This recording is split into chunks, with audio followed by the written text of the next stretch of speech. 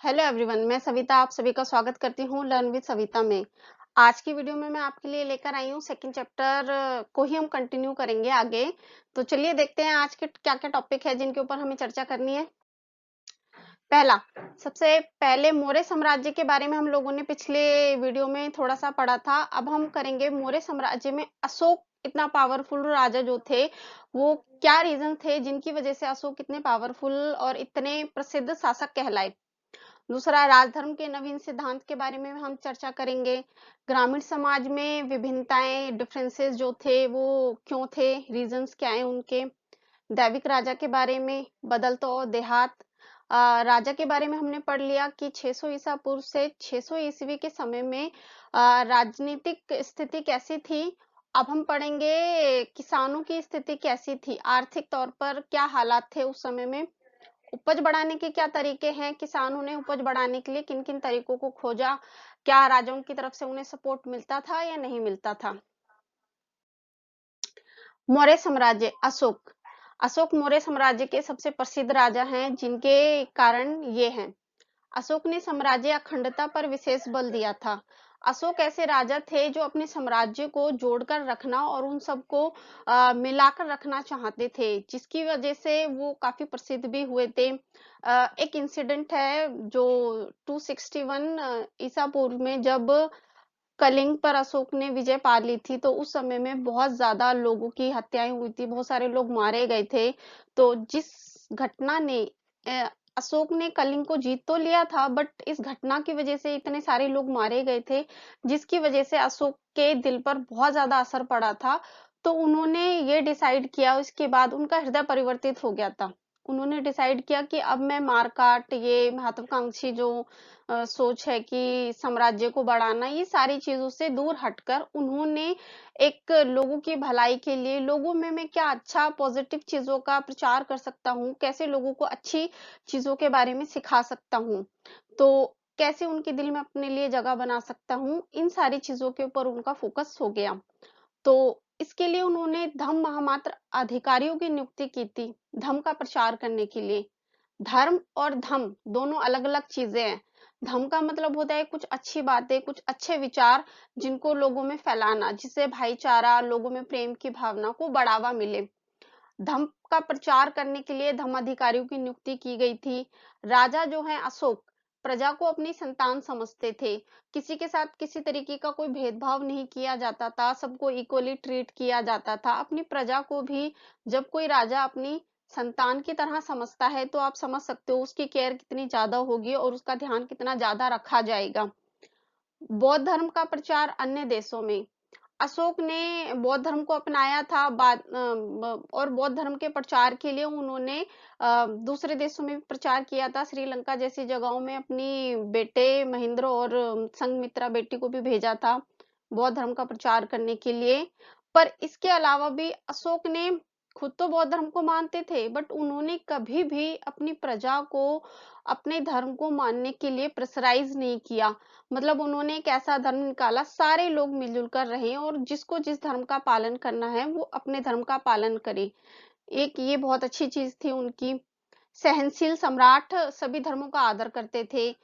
खुद बौद्ध धर्म को मान रहे हैं बट दूसरों को प्रेशराइज नहीं कर रहे हैं कि आप भी इस धर्म को माने। जानवरों के प्रति प्रेम, अशोक ऐसे राजा थे जो ना सिर्फ इंसानों के प्रति बल्कि जानवरों के प्रति भी प्रेम रखते थे, उनके साथ किसी तरीके का बुरा व्यवहार ना हो। उनके इलाज करने के लिए भी हॉस्पिटल्स वगैरह उन्होंने बनवाए थे। पत्थर, धातु व मिट्टी के बर्तनों पर अभिलेख खुदवाए। अशोक ऐसे पहले राजा थे जिन्होंने धम्म, अच्छी बातों का प्रचार, लोगों में एक अच्छा संदेश जाए, भाईचारे की भावना को बढ़ावा मिले, उसके लिए पत्थरों पर जो भी ऐसे कम्युनिकेट करने वाले रास्ते थे, जहाँ से भी लोग गुजरते थे, ऐसी जगहों पर पत्थर के, मिट्टी के, धातु के अभिलेख वगैरह खुदवाए, जिससे कि लोग आएं, उन्हें पढ़ें, देखें और कुछ अच्छी चीजों को सीखें।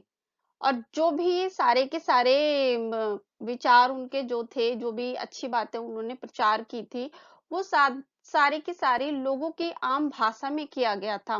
प्राकृत पाली जैसी भाषाएं उस समय में आम लोगों के बोलचाल की भाषाएं थी, जिसकी तरफ उन्होंने ध्यान दिया। संस्कृत जो थी वो ब्राह्मण वगैरह जो वगैरह लिखते हैं उनकी थी। आम लोग संस्कृत भाषा बोलते हो नहीं थे, प्राकृत भाषा बोलते थे उस समय में। तो लोग अगर उनकी भाषा में लिखा जाएगा तो लोग उस चीज को पढ़ेंगे, समझेंगे और उसके अर्थ को ग्रहण करेंगे। तो इसलिए लोगों की भाषाओं को ज्यादा इंपॉर्टेंस दिया। आगे बढ़ते हैं, राजधर्म के नवीन सिद्धांत। हमने भारत के उत्तरी हिस्से के बारे में बात कर ली, नॉर्थ हिस्से में किस तरीके की कंडीशंस थी राजनीतिक तौर पर। अब हम बात करेंगे राजधर्म के नवीन सिद्धांत, दक्षिणी हिस्से के बारे में बात करेंगे। अब साउथ में किस तरीके के हालात थे उस समय में। दक्षिण के राजा और सरदार, दक्षिण में राजा का भी पद होता था, राजा भी होता था और सरदार भी होते थे कुछ कुछ एरिया में। दक्कन दक्षिण क्षेत्र में स्थित तमिलकम, ये तमिलकम जो बोला जाता है वो तमिलनाडु, आंध्र प्रदेश और केरल के कुछ भागों को मिलाकर बना है, जिसको तमिलकम बोला जाता है। इन जगहों में, इन दक्षिण के इन एरियाज में चोल, चेर, पांडे सरदारियों का उदय हुआ था। मतलब कुछ सरदार थे, कुछ मुखिया थे जो कि यहाँ पर शासन कर रहे थे। राजा भी होते थे और इसके अलावा कुछ सरदार होते थे वहां पे शासन करने के लिए। अब इन सब चीजों के बारे में हमें जो जानकारी है वो कहाँ से मिलती है, कुछ सोर्सेज होते हैं जिनसे हमें जानकारी मिलती है। सेम जो चीज मैं पहले बता चुकी हूँ, तमिलकम इनके साहित्य हैं, कुछ साउथ में भी कुछ अपने साहित्य वगैरह लिखे गए हैं इनकी, उनसे हमें पता चलता है। मूर्ति कला, इन्होंने जो भी मूर्तियां, ग्रंथ, अभिलेख वगैरह जैसी जो चीजें हैं वो भी इनकी जानकारी के स्रोत होते हैं। इमारतों से पता चलता है जो भी इन्होंने बनवाई थी, मंदिर वगैरह जो बनवाए थे इन्होंने, और जो सिक्के वगैरह इन्होंने चलवाए थे उस पे इन लोगों की मूर्ति बनी हुई होती है। और कुछ इनके जो भी साइन होते हैं, जो जो भी ये लिखवाते हैं वो चिन्ह अंकित होते हैं, उससे हमें पता चलता है। अब सातवाहन मध्य और पश्चिमी भारत पर शासन कर रहे थे और शक जो है पश्चिमोत्तर और पश्चिम में शासन कर रहे थे। तो दक्षिण के हिस्से में चोल, चेर, पांडे, सातवाहन, शक, ये राजा और सरदार इस तरीके की डायनेस्टी शासन कर रही थी उस समय में। दैविक राजा, दैविक राजा क्या चीज है, इसका मतलब क्या है। राजा उच्च स्थिति प्राप्त करने के लिए देवी देवताओं से जुड़ते थे। मतलब हर राजा चाहता था कि उसे प्रजा का सपोर्ट मिले, प्रजा का समर्थन मिले, इसके लिए वो कोशिश करता था अपने आप को राजा की तरीके से देवता के समान दिखाने की कोशिश करता था। या मंदिर वगैरह बनवा रहे हैं ज्यादा से ज्यादा, क्योंकि धर्म कर्म में लोगों की बहुत ज्यादा रुचि होती है। एक ये तरीका था राजाओं के लिए प्रजा का सपोर्ट पाने का भी। तो देवताओं से जुड़ने के लिए वो मंदिर वगैरह बनवा रहे हैं या दान दे रहे हैं ब्राह्मणों को। कुषाण पहली शताब्दी ईसा पूर्व से पहली शताब्दी ईसवी तक शासन, कुषाणों ने पहली शताब्दी ईसा पूर्व से पहली शताब्दी तक शासन किया था। इन्होंने भी लोगों का सपोर्ट पाने के लिए बहुत सारे काम किए थे। दान दिया गया था ब्राह्मणों को, जमीनें दान दी गई थी। दान दी गई भूमि बहुत ज्यादा भी हो सकती है और कम भी हो सकती है। और देव की उपाधि धारण की थी। मतलब हम देवता के समान ही है या उन्हीं के पुत्र वगैरह हैं, इस तरीके से इन्होंने कुछ उपाधियां धारण की थी। जहां पर भी इन्होंने देव स्थल जो भी मंदिर वगैरह बनवाए थे वहां से देवी देवताओं की तो मूर्तियां मिली ही हैं, साथ के साथ कुषाण शासकों की भी बहुत ज्यादा मूर्तियां मिली हैं जो अपने आप को देवताओं के समान दिखाना चाहते हैं। चौथी शताब्दी तक आते आते गुप्त साम्राज्य का अस्तित्व, भारत में गुप्त साम्राज्य स्थापित हो चुका था। श्रीगुप्त जी जो थे 320 ईस्वी में, उन्होंने गुप्त साम्राज्य की नींव रखी थी। गुप्त साम्राज्य, सबसे पहले देखो मैंने काफी सारी चीजें बताई हैं। सबसे पहले तो मौर्य एम्पायर के बारे में हम लोगों ने पढ़ा, उसके बाद भारत के दक्षिणी हिस्से में किस तरीके के राजा महाराजा थे या सरदार थे, चोल, चेर, पांडे, किस किस तरीके की डायनेस्टीज थी। उसके बाद हम बात कर रहे हैं चौथी शताब्दी ईसवी, उस समय में गुप्त साम्राज्य अस्तित्व में आ चुका था और ये साम्राज्य किस तरीके से चल रहा था और इसके बारे में हमें जानकारी कैसे मिलती है। सेम वही सारी चीजें इस साम्राज्य के साथ में भी हम लोग पढ़ेंगे। गुप्त साम्राज्य जो था वो सामंतों के ऊपर निर्भर था सैनिक तौर पे।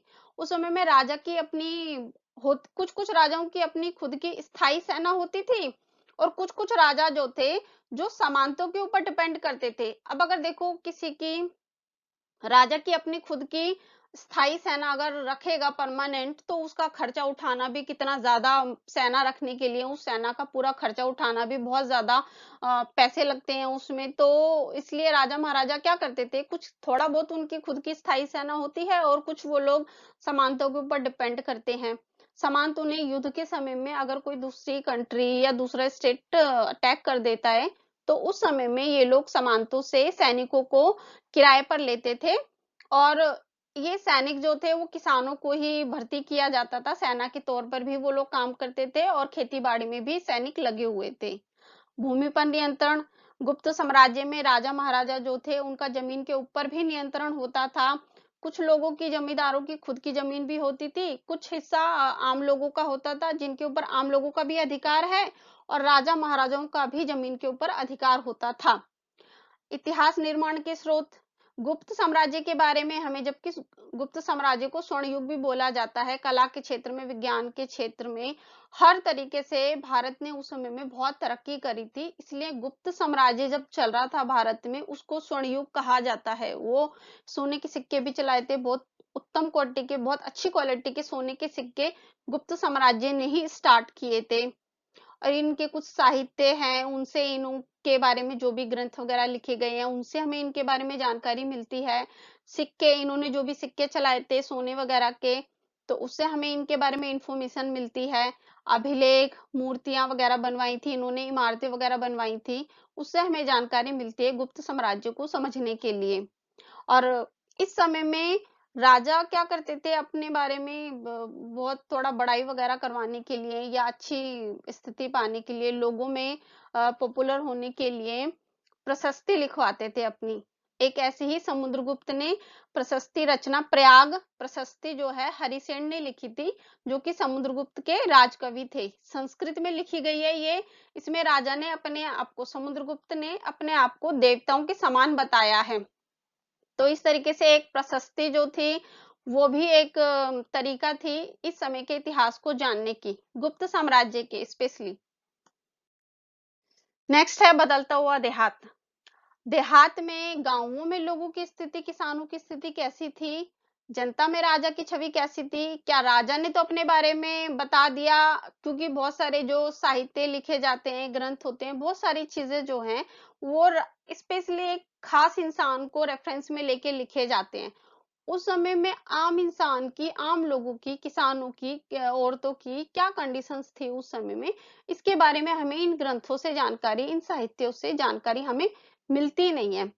तो कुछ छोटी-छोटी, कुछ कथाएं भी लिखी गई थी, कुछ ग्रंथ हैं जो आम लोगों के बारे में हमें थोड़ी जानकारी देते हैं, जिसमें है जातक व पंचतंत्र ग्रंथों से जनता के बारे में जानकारी मिलती है कि वो उस समय में जिस भी राजा का शासन चल रहा है, वो राजा के समय में खुश हैं या नहीं हैं, राजा उन्हें सपोर्ट करता है, मतलब खेती बाड़ी, क्योंकि उस समय में मुख्य लोगों का व्यवसाय था।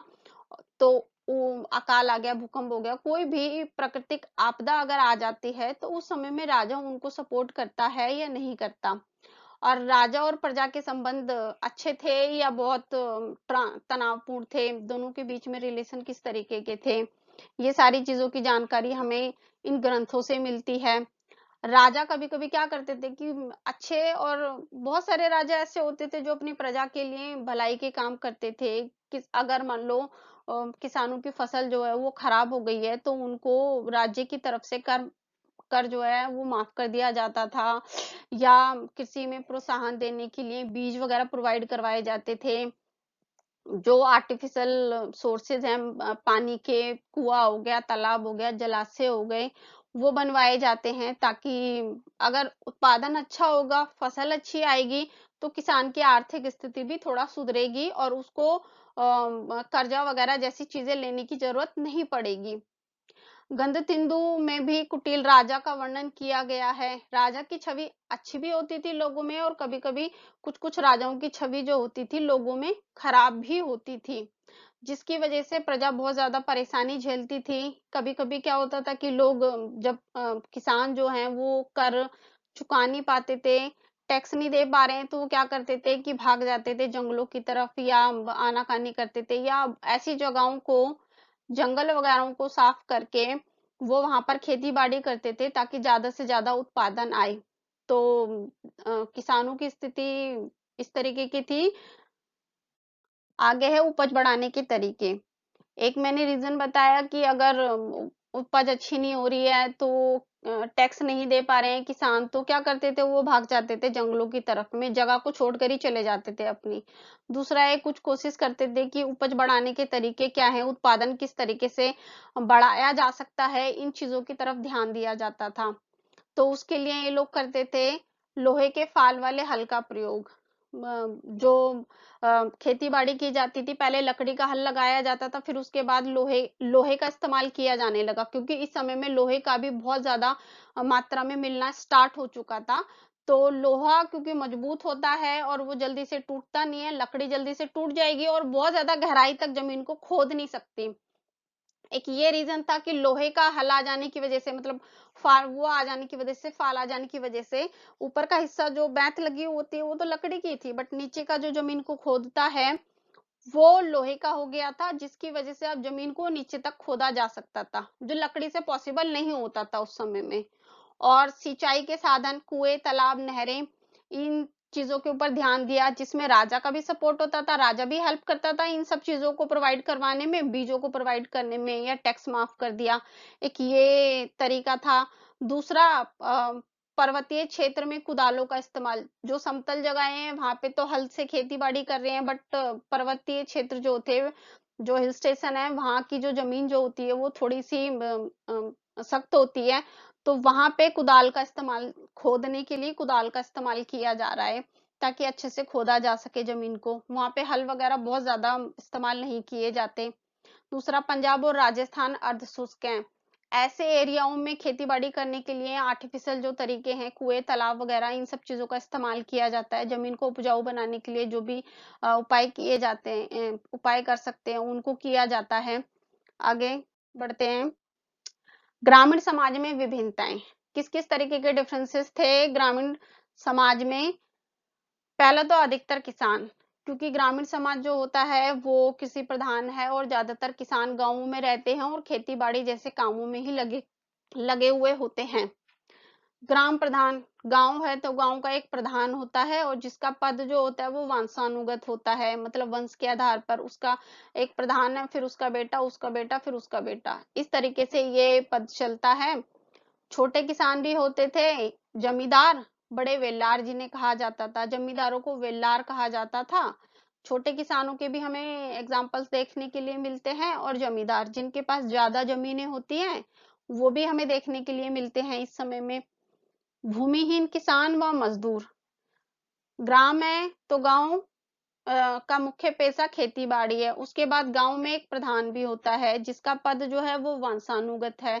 उसके बाद छोटे किसान भी देखने के लिए मिलते हैं। ऐसे किसान भी होते हैं जिनकी खुद की ज़मीन नहीं होती, वो दूसरों की ज़मीनों पे मज़दूर के रूप में काम करते हैं। फिर उसके बाद वर्गों में विभिन्नता, भू-स्वामित्व के आधार पर। ये जो भी डिफरेंसेस हैं ग्रामीण समाज में, गाँवों में, वो सारे के सारे डिफरेंसेस जो हैं वो जमीन पर स्वामित्व के आधार पर हैं। किसके पास जमीन है, किसके पास जमीन नहीं है, किसके पास कितनी बड़ी जमीन है और किसके पास कितनी छोटी जमीन है। हर तरीके के लोग देखने के लिए मिलते हैं ग्रामीण समाज में। किसान भी हो गए, बड़े जमींदार भी हो गए, छोटे किसान भी हो गए जिनके पास जमीन होती थी बट बहुत थोड़ी सी जमीन होती थी, और ऐसे भी किसान होते थे जिनके पास जमीन ही नहीं होती थी। तो चलिए, ये टॉपिक्स, आज के टॉपिक यहाँ पे खत्म होते हैं। अगर वीडियो अच्छा लगा हुआ तो इसको लाइक कीजिए, सब्सक्राइब कीजिए, लोगों के साथ शेयर कीजिए। अगर आपके कोई सजेशन है, कोई टॉपिक्स इस चैप्टर से रिलेटेड किसी पॉइंट्स को आप समझ नहीं पा रहे हैं, तो वो कमेंट बॉक्स में लिखिए, ताकि मैं उसके बारे में बता पाऊँ आपको। तो thank you for watching this video.